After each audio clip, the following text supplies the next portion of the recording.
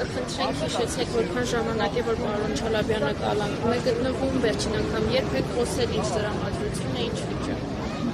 Ավետիքը կալանքում գտնվում է արդեն իմ հաշվարկով կարծեմ արդեն 50 օր, այսինքն արդեն մոտենում է 2 ամիսը, 2 ամիսը լրանում է, ինչպես արդեն ասացին գործընկերները, օգոստոսի 24-ին։ Իր հետ շփումը դե երևի նշվեց, լսեցիք, ամբողջությամբ սահմանափակված է, մենք իրեն տեսակցելու հնարավորություն չունենք ցավոք սրտի, ոչ ընտանիքը, ոչ նույնիսկ պատգամավորները կարող են իրեն տեսնել, այսինքն իր հետ շփումը միայն կամ փաստաբաններն են իր հետ, ասենք, հանդիպումները քրեական գործի մասով կամ իմ հետ հեռախոսի կապը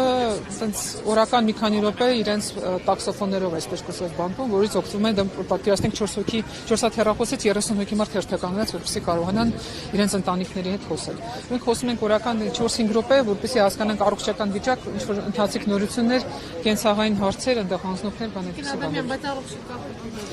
ինքը առողջական Դեսեք, ինքը հետազոտություններ է անցնում, ինքը ունի առողջական խնդիրներ, որը անդադ հսկողության տակ է սրտաբանական թեմաներով, չեմ ուզում ուղղակի մանրամասներ այստեղ պատմել, բայց ամեն այս պայդրությամբ ոնց որ թե շատ քիչ բաներ չունենք, խնդիրներ, հա, բայց ինքը պետք է անդադ հսկողության տակ լինի, անալիզներ հանձնի, որոշակի պրոցեդուրաներ անցնում, այսինքն այդ բանտը բան չի, էլի, վերջի սանատորիա չէ, այսպես ասած, իր համար ու ցանկացած մարդու համար ընդհանրապես կալանքում գտնվել է, երբ որ չես գործել որևէ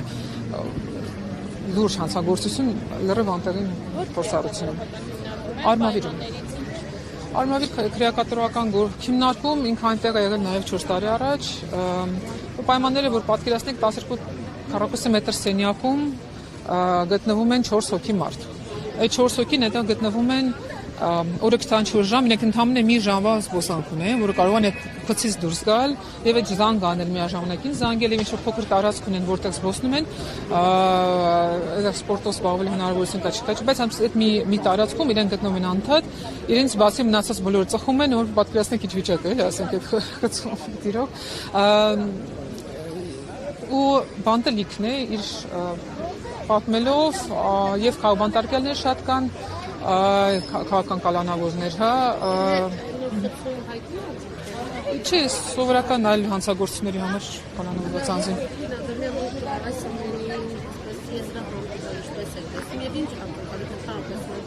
Դատական համակարգից առաջիկա մակագրվել է գործը, դատականությունը սկսվում է, հա։ Մենք իհարկե շատ հույս ունենք, որ խափանման միջոցը կփոխվի։ Փաստացի նախաքննությունը վերջացել է, ինչ որ պետք է անեին այդ նախաքննության ժամանակ, իմ իմանալով առանձնապես ոչինչ չեն արել, արդեն վերջացել է, ոչ մի քննչական գործողություն չկա, ու ոչ մի պատճառ չկա, թե ինչի ինքը արդեն դատաքննության ժամանակ պետք է լինի կալանքում։ Ինքը ոչ մինչև այդ փորձել է ինչ որ երկրից հեռանա, ինչ որ մարդկանց, չգիտեմ, վրա ազդի, գործի մասով, այսինքն որևէ հիմք չկա իրավական, որպես ինքը մնա կալանքում։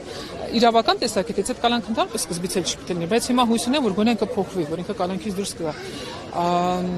Իսկ ինչպես պետք է այս ամբողջ հանգուցալուծվի, գիտեք, իմ մոտ այն տպավորությունն է, որ մարդկանց այսպես ինչ որ հերթափոխերով 2-3 ամսով տանում են բանտ, հետո հաջորդ բանն է գալիս, այսպես ասած հերթն է գալիս, հաջորդ շարքն է գալիս մարդկանց, այսրանց բաց են թողնում, գործերը ձգվում են, գործերը դատարանում գնալով, այսինքն որպես կանոն հետո ամբողջությամբ այդ մարդին կամ արդարացվում են կամ ամբողջ գործը փլվում է, այսինքն ի սկզբանե այդ դատական գործը, քրեական գործը որ բացվում է, ինքը անհիմն, ասենք այդ գործերի շարան է։ Մանավանդ ընտրություններից հետո այդպիսի գործերի քանակությունը իրականում շատ մեծ է։ Եվ ինչ էին մեկնաբանել, ինչ էին կարելի եթե ինչ-որ բան տարեն ասում վերադարձում։